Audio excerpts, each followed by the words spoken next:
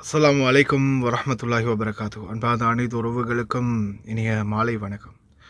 இந்த நியூஸை கேட்டதுக்கு பிறகு உண்மையிலே நிற்கக்கூட முடியல, அவ்வளோக்கு அந்த மனசு ஒரு தளர்ந்து போச்சு. இந்த நியூஸை கேளுங்க. கடந்த 27ஆம் தேதி 10 வயதான சிறுமி ஒருவர் குளியலறை நீர்த்தொட்டிக்குள் வீழ்ந்து உயிரிழந்துள்ளதாக போலீசாருக்கு தகவல் கிடைத்துள்ளது.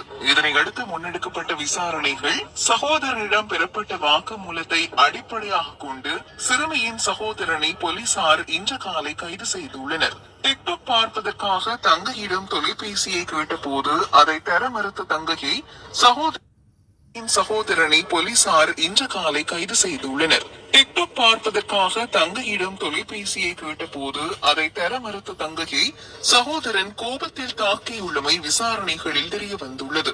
தாக்குதலுக்குள்ளான சிறுமி கதிரையில் இருந்து மயங்கி கீழே வீழ்ந்ததை அடுத்து அவரை கொண்டு சென்று குளியலறை நீர்த்தொட்டிக்குள் போட்டதாக 15 வயது சகோதரன் போலீசாரிடம் வாக்குமூலம் வழங்கியுள்ளார். சிறுமியின் சடலம் மீதான பிரேத பரிசோதனை நாளை நடைபெற உள்ளதாக போலீசார் தெரிவித்தனர். தாக்குதலுக்குள்ளான சிறுமி உயிரிழந்த பின்னர் நீர்த்தொட்டிக்குள் போடப்பட்டாரா அல்லது தாக்குதலில் ஏற்பட்ட மயக்கத்தில் இருக்கும் போது நீர்த்தொட்டிக்குள் போட்டதால் ஏற்பட்ட மூச்சு திணறலினால் உயிரிழந்தாரா என்பது தொடர்பில் பிரேத பரிசோதனை அறிக்கையின் பின்னரே அறிந்து கொள்ள முடியும் என போலீசார் குறிப்பிட்டனர். சடலம் மட்டக்களப்பு போதனா வைத்தியசாலையில் வைக்கப்பட்டுள்ளது. ஏராவூர் பகுதிகளில் இந்த சம்பவம் நடந்ததா சொல்கிறாங்க. எங்கே போயிட்டுருக்குது? தயவு செய்து ரொம்ப கவனம். நான் இந்த டெலிஃபோன் விஷயங்களில் தொடர்ந்துமே இந்த தாய் தகப்பன்கள், குறிப்பாக அந்த வெளிநாடுகளில் இருக்கக்கூடிய தாய் தகப்பன்களுக்கு நான் தொடர்ந்துமே இதை பற்றி எச்சரிக்கிறதுக்கான காரணம் அதுதான். ஏன்னா உங்கள் வீடுகளில் டச் ஃபோன் இருக்கும், 1க்கு 2 3 குழந்தைகள் இருக்கும். ஒரு சிலர் வந்து கேம்ஸுக்கு, சிலர் வந்து இந்த டிக்டாக்கு, சிலர் வந்து சோஷியல் மீடியாக்களுக்கு, ஃபேஸ்புக்கு, அந்த மாதிரி சிலர் வந்து இந்த கேம்ஸ், சிலர் வந்து யாரோடையாவது பேசக்கூடியவங்க இருப்பாங்க.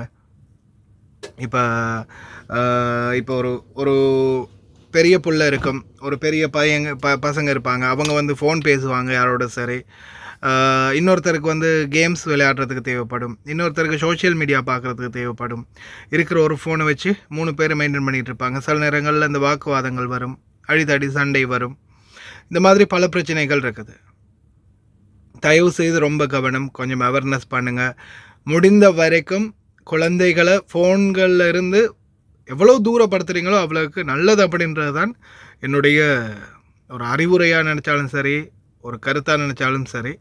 இந்த மாதிரி ஒரு சம்பவம் இன்னொரு வீட்டில் இன்னொரு குழந்தைக்கு நடக்காமல் இருக்க முடிந்த வரைக்கும் சிந்தித்து செயல்படுங்க. தாய் தந்தைகள், குறிப்பாக வெளிநாடுகளில் இருக்கக்கூடிய தாய் தந்தைகள், உங்களுடைய குழந்தைகளை கவனமாக பார்த்துக்கோங்க. தயவு செய்து கவனம். எல்லாம் வல்ல இறைவன் அனைவரையும் பாதுகாக்கட்டும். இந்த மாதிரியான ஒரு சம்பவம் இன்னொரு இடத்துல நடக்காத அளவுக்கு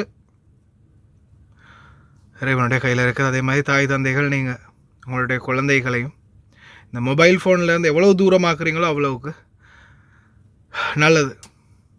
கவனம்.